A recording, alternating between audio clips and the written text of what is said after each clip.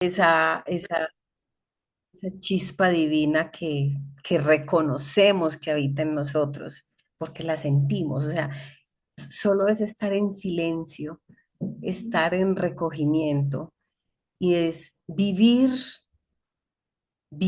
lo divino en nosotros. Qué bello que nosotros al despertarnos en la mañana pudiéramos hacer ese pequeño ejercicio de meditación, de poner los pies en la tierra y de entregarnos, de disponernos ante Dios para que lo que pensemos en ese día que inicia, lo que sintamos, cómo actuemos, sea como guiado, como que sea muy orientado a reconocer que somos seres espirituales, porque es en el día a día donde, o sea, nuestra vida es el día a día, ¿cierto? Entonces, que cuando estemos por ahí de pronto actuando locamente, también nos reconozcamos y digamos, si yo no debo ser así, en fin, y como empezar a hacer esos pequeños ejercicios de detención y que cada vez sea más el tiempo que nosotros podamos vivir como seres espirituales, que nos vamos, este espacio nos va ayudando mucho a formarnos en eso, pero somos nosotros los que en el día a día vamos haciéndolo vida, ¿cierto? Vamos practicando. Bueno, mientras vemos si Germán está listo, ¿qué les parece esto que hemos dicho? Si ha servido este espacio como para eso. ¿Alguien quisiera decir algo? A mí me ha servido mucho en eso de estarme autoevaluando, mirándome todo el tiempo y en la parte de juzgar, porque yo solía juzgar mucho, entonces mi formación también, yo soy docente, entonces también eso le va haciendo a uno como estar evaluando todo el tiempo y mirando la luz y las sombras del otro. Y aquí reconocer que todos somos seres espirituales y que estamos aquí aprendiendo y también cumpliendo una misión.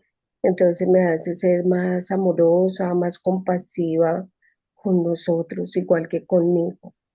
Qué bello. Entonces, bueno, como decíamos ahora, vamos hoy a conectarnos o a profundizar en el tema de la oración. Entonces, invitación a que a partir de este momento, disposición, recogimiento y pedir a todos los seres de luz que nos permitan recibir o captar enseñanzas o mensajes o toquecitos que vive como nuestro corazón, como unas pequeñas llamaraditas, pero que este momento se vuelva también muy sagrado y que disfrutemos lo que vamos a compartir hoy acerca del tema de la oración. Entonces, esto mismo fue, esta entrega y esta disposición es hoy nuestra oración y podemos irnos metiendo de lleno para aprovechar más el tiempo. Germán está listo como para que Sí, empecé. sí, creo que estoy listo, sí. Bueno, nosotros habíamos estado, digamos, hemos estado viendo en el curso de la preparación para la muerte. Primero nos dimos una noción acerca de nosotros como personas que tenemos una fuerza vital. Y con ella descubrimos que los 7 centros energéticos que hacen que nuestra salud mueva y esté bien o se deteriore.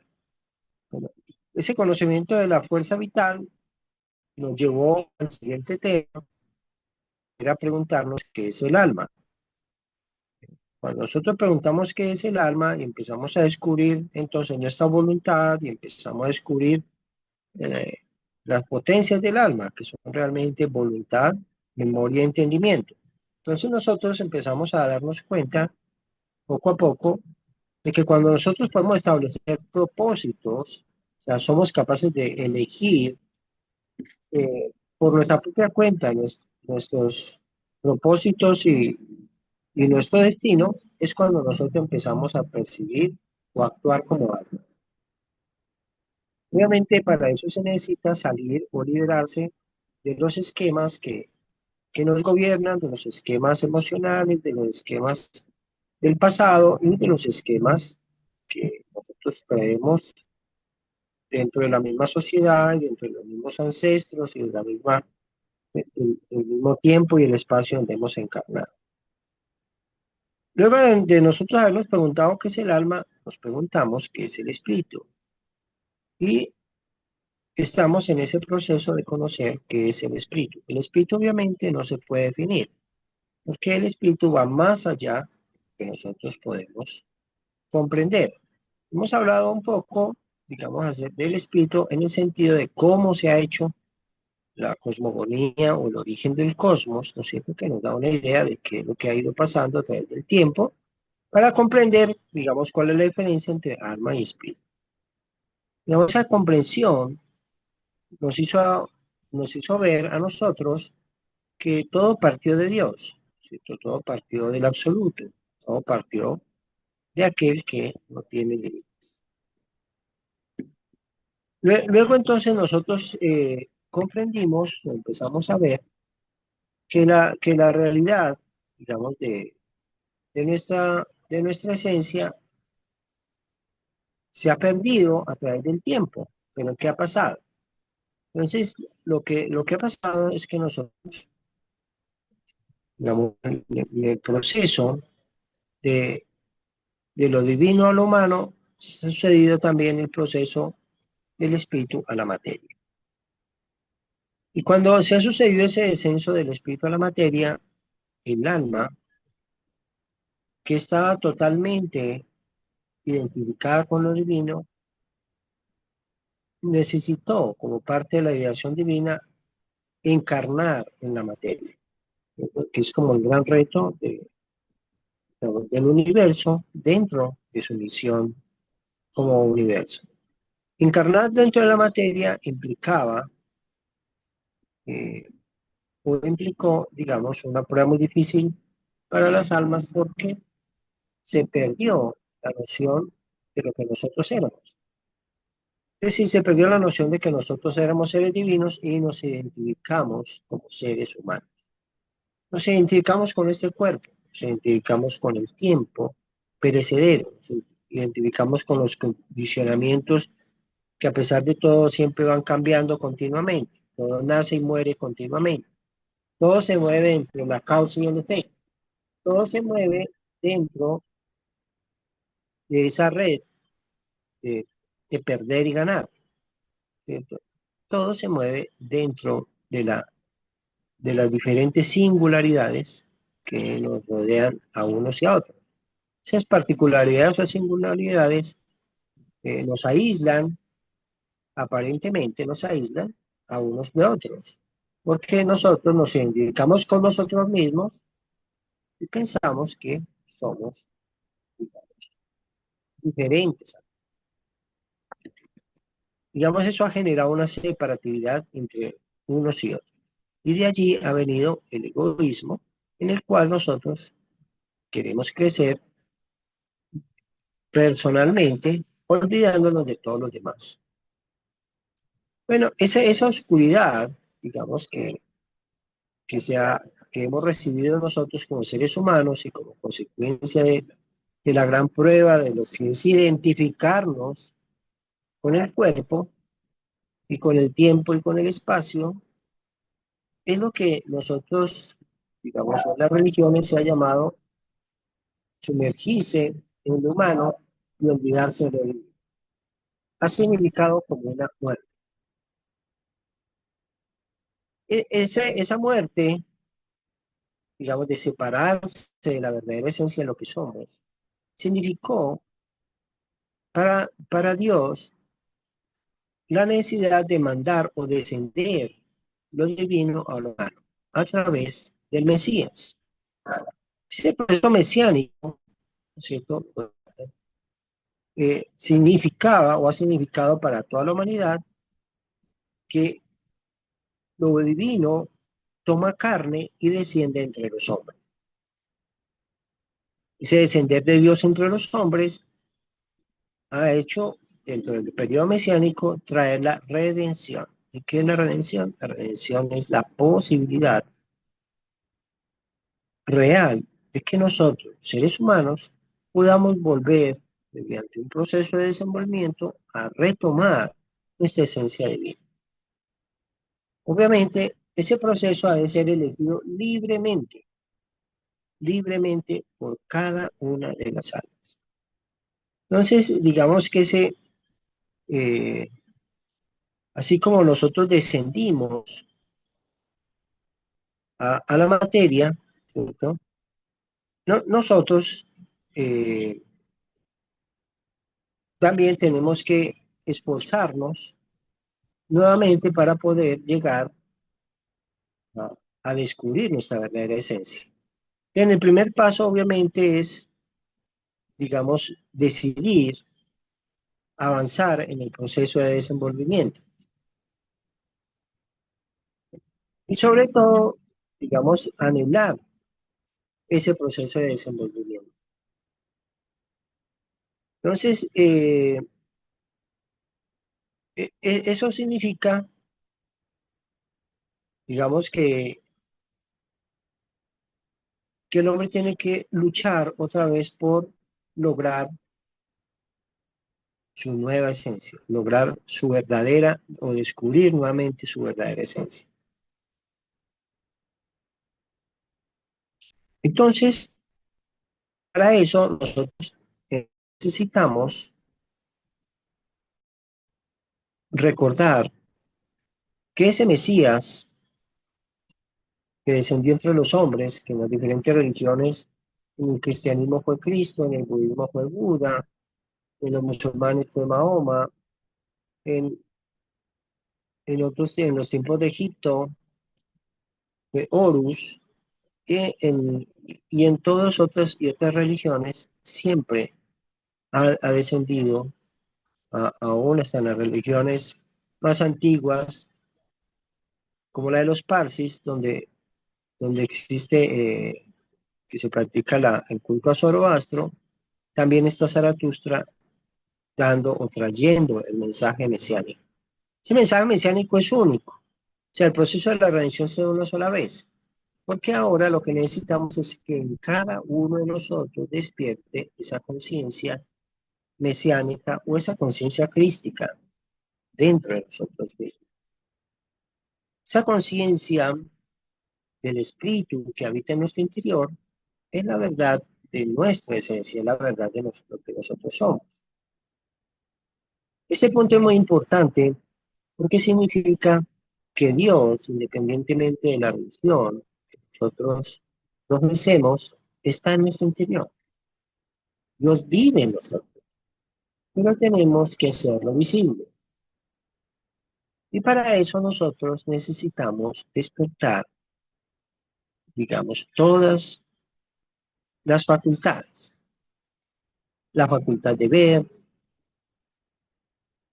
con el tercer ojo o el ojo espiritual la presencia de Dios. La capacidad de escuchar a través del silencio, poder escuchar el verbo divino. La facultad de oler, ser capaz de percibir el suave aroma que muchos hablan del jazmín o de las flores, como ese perfume espiritual que baña el encuentro con lo divino. Y así con todas las percepciones, nosotros tenemos que alcanzar a percibir la presencia de lo divino en nuestro interior. Esa percepción de lo divino en nuestro interior nos abre las puertas a descubrir la luz del espíritu en nuestro interior. Eso ha de ser de tal manera, de tal forma, que en nosotros se despierte una devoción divina. Esa devoción divina es la que hace posible que nosotros empecemos a amar la presencia de Dios en nuestras vidas, la presencia de Dios en las vidas de los demás, la presencia de Dios en cada cosa, en cada pensamiento, en cada acción, la presencia de Dios en el aire, en las nubes, en la tierra, el agua, es descubrir la belleza, descubrir todas las cosas en su armonía. Es entonces cuando nosotros empezamos a darnos cuenta de que es necesario abrirnos a una nueva forma de amar. Siempre el egoísmo abrió las puertas a amarnos a nosotros mismos. Siempre el egoísmo nos abrió las puertas a amarnos solo a nosotros. Siempre buscando, aún en las cosas más sublimes, el provecho personal. Pero el amor divino abre unas nuevas puertas, las puertas del amar por amar, las puertas de amar sin esperar resultados, las puertas de amar, en las cuales nosotros podamos descubrir nuestra verdadera esencia y nuestro verdadero ser. ¿Cómo descubrir entonces que nosotros necesitamos despertar en nuestro interior una profunda devoción a Dios? Un amor sin límites por aquel que ha hecho posible que existan todas las cosas. Un amor sin límites por aquel Dios creador que hace posible la vida de todas las cosas. Un amor sin límites por aquel que sabemos que es el motor de todos los motores de la existencia. Un amor sin límites por aquel que sabemos que es el ser de todos los seres que hay, no solo en nosotros mismos, sino en las plantas, en las piedras, en todas las cosas y en todos los animales y en todos los seres sobre la tierra. Hasta en el último átomo, por pequeño que sea, está la presencia de Dios. La presencia de Dios es el ser de todos los seres, es el que hace posible la existencia y es el que hace posible que todo esto exista. Por eso nuestro amor tiene que ir ampliándose y expandiéndose continuamente. Amar la luz del Espíritu se hace difícil a veces porque nosotros tenemos que atravesar muchas barreras. Obviamente, el alma tiene que darse cuenta de que tiene que desenvolverse y emprender un camino de libertad interior, porque estamos amarrados por los recuerdos del pasado, porque estamos amarrados por los instintos, porque estamos amarrados por nuestras penas, porque estamos amarrados por los deseos. Y todo esto nos sumerge a nosotros como en un profundo abismo, en el cual nosotros tenemos que buscar la luz. Pero a la luz la encontramos cuando nosotros en nuestro interior decidimos interiormente que vamos a buscar esa luz divina, a pesar e independientemente de la oscuridad que nos gobierne, nosotros tenemos que anhelar buscar esa luz divina. Debe ser un compromiso interior. No existe tal de que se necesita ser más santo o menos santo, o más virtuoso o menos virtuoso. Lo importante es responder al llamado. Lo importante es responder a ese llamado de búsqueda de libertad interior. No es la evaluación de qué tan bueno o qué tan imperfecto es con respecto a unos de otros. Lo importante es tomar el mando de todas aquellas cosas que nos llamaron a nosotros a transformar y empezar a transformar. Eso indica para cada ser coger nuestras sombras y llevarlas a la luz. Ese trabajo de coger nuestras sombras y llevarlas a la luz es la ofrenda que nosotros hacemos a lo divino. Es la oración real que nosotros hacemos hacia Dios. Porque la misión, a grandes, mirándolo globalmente, es llevar la materia al espíritu. Siempre, digamos, sobre todo en la religión oriental, hablan de Purusha y Prakriti. Prakriti la materia, Purusha el espíritu. Y se dice que la real misión del universo es unir a Purusha y Prakriti. La luz del espíritu y la luz de la materia, unidas por siempre, confundiéndose y uniéndose como una sola cosa. Por eso nosotros a veces nos lamentamos por qué me tocó a mí estar sumergido en la materia, por qué me tocó a mí estar sumergido en el deseo, por qué me tocó a mí estar de esclavo de los instintos sexuales, esclavo de la emocionalidad, esclavo de los recuerdos, esclavo de tantas penas y de tantos defectos. Pero en realidad tenemos que darnos cuenta que es el trabajo, llevar las sombras a la luz, llevar la materia al espíritu, pero no confundirlo y saber realmente que nosotros somos almas y nos sumergimos en la materia para llevarla hacia allá. Es una misión divina, es una misión que nos han encomendado. Obviamente tenemos que vencer, además de los instintos y de la oscuridad, tenemos que vencer la razón. Porque la razón sirve como puente entre la mente intuitiva y la mente instintiva. Sirve como puente entre los mundos físico y el mundo mental. Y entonces la razón, por un lado, y la emocionalidad, por otro, el mundo de las emociones, son aquellos puentes a través de los cuales nosotros hemos de tratar de encontrar, seres humanos, esa nueva luz. Y por eso nos tenemos que valer, escudriñar, experimentar, aprender, aprender y aprender. Y llevar la oscuridad a la luz. Pero entonces nosotros tenemos que entender que nosotros somos solamente, o estamos llamados a buscarlo, a enamorarnos de Dios, a enamorarnos de esta misión.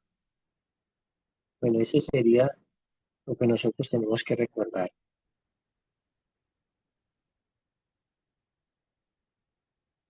No sé si alguien quiere hacer alguna pregunta.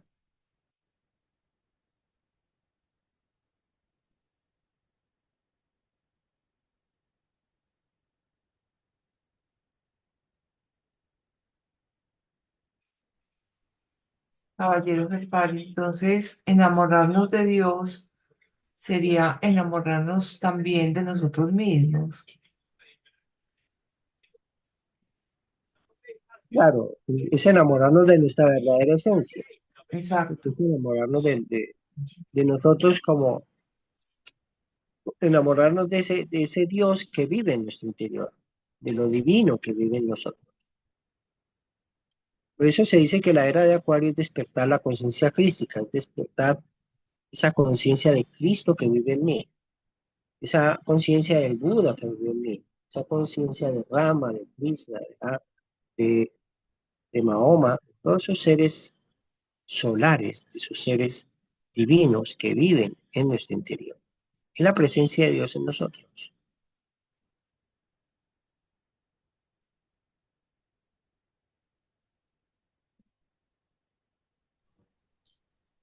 Germán, ¿puede hablarnos un poco más acerca de la era de Acuario? Sí, la era de Acuario, digamos que nosotros tenemos digamos, tenemos una tercera dimensión, ¿no es cierto?, en la cual nosotros tenemos la materia y nosotros sabemos que la materia pues se mueve en el espacio-tiempo de las tres dimensiones, ¿sí? Luego nosotros empezamos a descubrir la cuarta dimensión, en la cual nosotros nos descubrimos como almas y nos descubrimos como seres que podemos ejercer nuestra voluntad y debemos ejercer una voluntad propia, no una voluntad adquirida o manipulada, y no nuestra verdadera identidad, nuestra verdadera voluntad. Y luego descubrimos la quinta dimensión, que es la era de Acuario, que es realmente percibir la presencia del Espíritu en nuestro interior y tener la certeza, no la creencia o el dogma, sino la certeza, la realidad, la realidad que vive en nuestro interior de que Dios vive en nosotros, que la Divina Madre vive en mi interior, de que es ella quien vive en mí, es Dios quien vive en mí, o podemos hablar de que es cuando nosotros percibimos que realmente somos hijos de Dios. Realmente percibimos que somos hijos e hijas de la Divina Madre. Ser hijo de Dios es percibir la conciencia del Hijo de Dios, de Cristo que vive en mí. Eso se llama la despertar de la conciencia crística, despertar de la conciencia de que somos hijos de Dios. Y eso es, digamos, la era de Acuario. La conciencia de que vivimos, tenemos la conciencia crística en nuestro interior. La conciencia de ser hijos e hijas de la divinidad. Muchas gracias.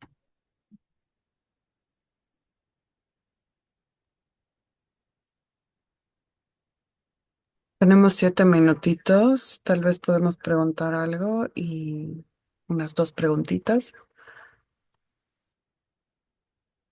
Bueno, yo quiero preguntar, eh, hay que aprender estos temas y estos temas cuando uno los va conociendo también va despertando esta conciencia crística y la meditación y la oración, todos juntos ayudan a despertar este amor. Sí, claro, digamos que eso es lo que nosotros debemos pedir en nuestras oraciones, ¿no es cierto? Ese debe ser nuestro anhelo en las oraciones, ¿no? Uno generalmente en las oraciones tiende a pedir acerca de los defectos o de las eventualidades que tiene que superar en la vida. Pero es el momento en que la oración también tiene que dirigirse hacia el interior de uno mismo y decir, Dios mío, quiero conocerte a ti mismo. O sea, quiero acercarme a ti.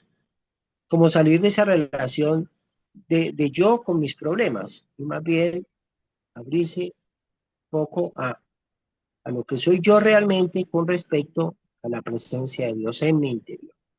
Entonces es bueno hacer ese tipo de oraciones, enamorarse de la Divina Madre.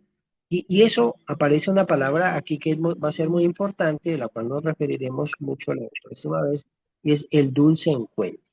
El dulce encuentro es encontrarse nuevamente con Dios, encontrarse nuevamente con el Señor nuestro Dios, encontrarse nuevamente con lo divino, con la Divina Madre, encontrarse nuevamente y rompiendo todos los esquemas, encontrarse con lo infinito y lo eterno. Que nosotros somos infinitos y eternos, pero nos olvidamos, ¿no?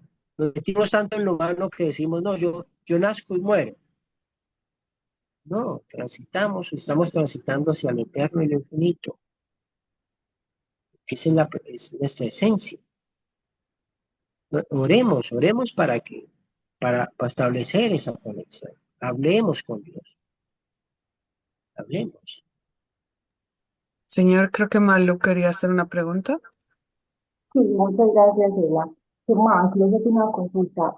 Cuando, por ejemplo, estamos hablando de oración, no estamos hablando específicamente de esas plegarias, de tomar un librito y empezar a hacer las oraciones o las reconocidas, sino son aquellas conversaciones que se puede tener directamente con ese ser supremo, porque considero que, es que la oración es como esa conversación, pues en mi opinión, esa conversación que se entabla con ese ser supremo. Eso es como una parte. Y la otra parte, para las personas que sí están, digamos, como muy orientadas a hacer específicamente la oración, porque si están en el credo, oraciones pues como muy de reconocimiento que les tienen inculcadas desde pequeños, pero que no se les presta atención. Por ejemplo, Padre nuestro que estás en el cielo, dejen la bulla, dejen de pelear, santificado sea tu nombre. Te digo, como haciendo la comparación, tendría como mucho más valor prestarle la atención a esa conversación que tengo o si es mejor regirse como por una oración conocida. Gracias.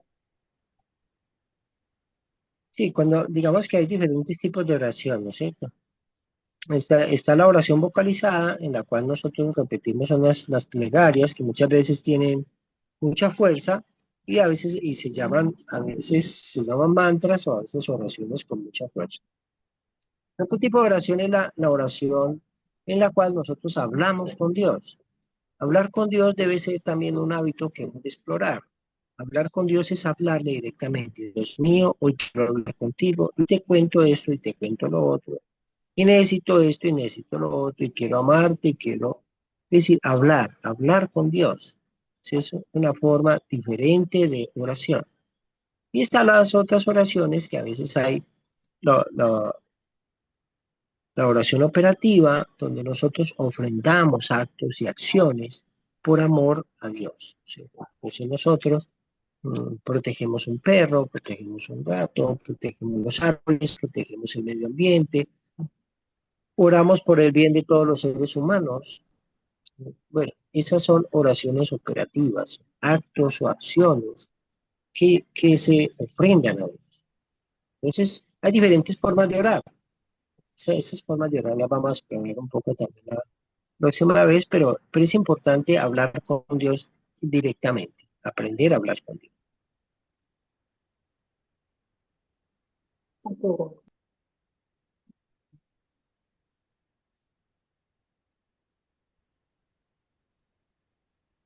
Muchas gracias, querido Señor. Tal vez podemos terminar con una oración, Clau, o caballero. No sé.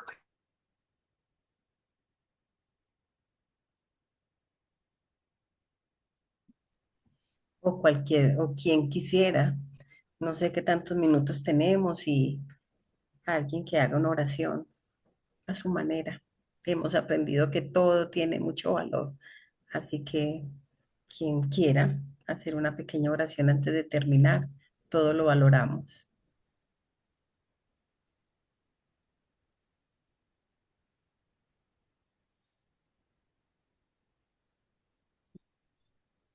Y entonces hago algo. Malú, Entonces, Malú, hola. ¿será que estás con audífonos? Porque se oye, yo escucho como un eco. Debe ser por eso. Entonces luego con los pequeños sobre, entonces sí, hay mucho ruido acá. Entonces, Ahí va a ser la oración.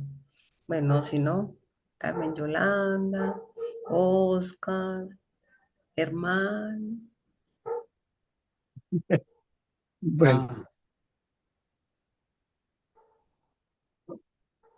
Oscar, adelante.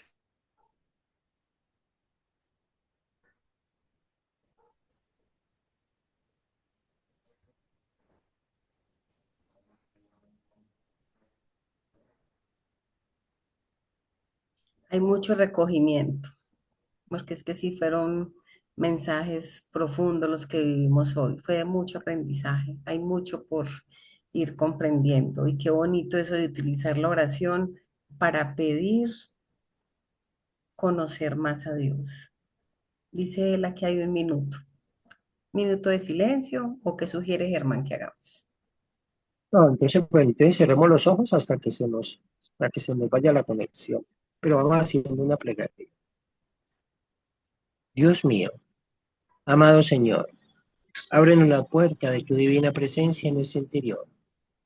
Ábrenos la puerta del templo sagrado